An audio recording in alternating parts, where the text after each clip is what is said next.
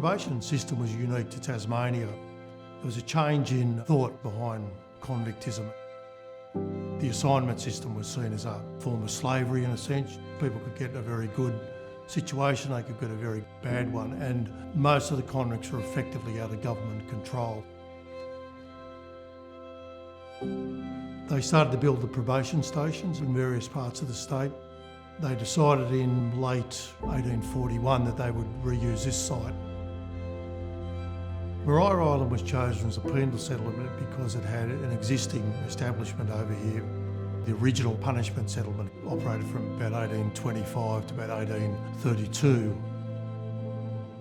Some of the buildings that were from that previous period were left here. A lot of land had been cleared and various industries had been started. It was also chosen because it had some security, because it's separated from the Tasmanian mainland by Mercury Passage. Convicts started coming in 1842 and at its peak about 1,100 convicts on the island. They were really intent on making a systematic approach to how convicts were dealt with.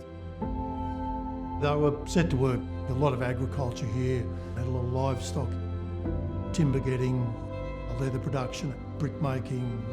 They're actually producing things to feed themselves and maintain the settlement, but actually for export back to Hobart as well. The idea was that if they performed well, did their duty, didn't get into too much trouble, they would progress through these classes to be released. The system was evolving as it developed. You see a wide variation of what happens to people. Quite a few actually ended up down at Port Arthur for further punishment. Some of the convicts from here did get out of the probation system and into the main population. The probation system was very short-lived. It was pretty well 12 years from start to finish.